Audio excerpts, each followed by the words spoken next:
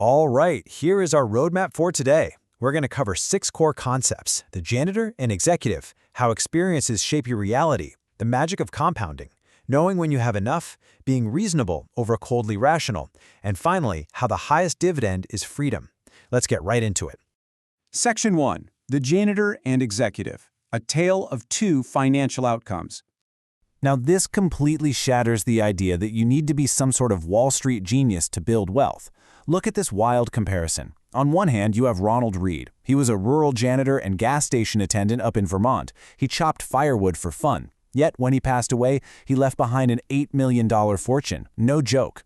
Then, on the other hand, you have Richard Fuscone, a Harvard-educated Merrill Lynch executive living in an 18,000-square-foot mansion.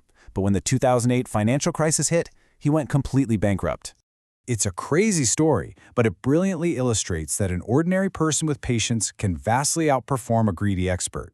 Reed was patient, Fuscone was greedy, and honestly, that's all it took to completely eclipse a massive education and experience gap.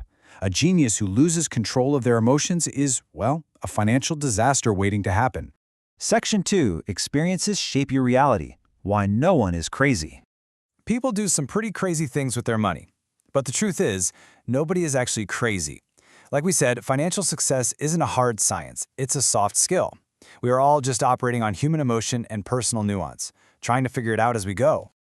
Think about it this way. Your personal experience with money makes up maybe 0.0000001% of what's actually happened in the global economy, right? But it probably makes up 80% of how you think the world works. If you came of age during a massive economic boom, you view risk totally differently than someone who grew up during the Great Depression. We all learn wildly different lessons based on when and where we were born. So next time someone makes a money move you completely disagree with, just remember they're looking through the extremely narrow lens of their own life. Section 3. The magic of compounding. Unintuitive growth. This brings us to the actual mechanics of wealth. And frankly, our brains just aren't wired for it. We think linearly, but wealth grows exponentially. Take Warren Buffett. Out of his massive $84.5 billion net worth, $81.5 billion came entirely after his 65th birthday. I mean, just wrap your head around that. He's a great investor, sure, but his true secret is that he's been doing it consistently since he was literally a child, and he never unnecessarily interrupted the compounding process. It's kind of like the history of ice ages on Earth. You don't need a tremendous, world-shattering force to create an ice age. You just need a summer that's barely cool enough to leave a little bit of winter snow behind. That little bit of snow reflects sunlight, cools the Earth a tiny bit more, and the cycle just builds and builds. Our minds aren't built to handle such absurdities, but small starting bases plus relentless time equals massive results. Hey, we're at the halfway point. Just a quick reminder that this explainer is created for the 10 Minutes Book Summary Definite Books YouTube channel. If you're having fun and learning something new, please hit that like button and subscribe to the channel for more explainers. It really helps us out. Section 4. Knowing when you have enough. The danger of moving goalposts.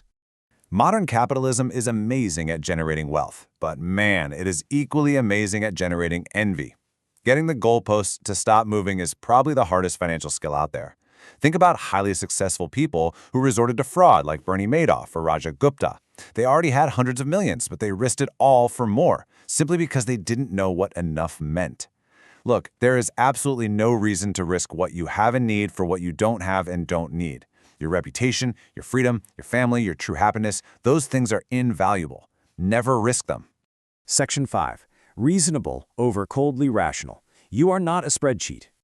We so often try to optimize our money to the exact decimal point, completely forgetting the human element.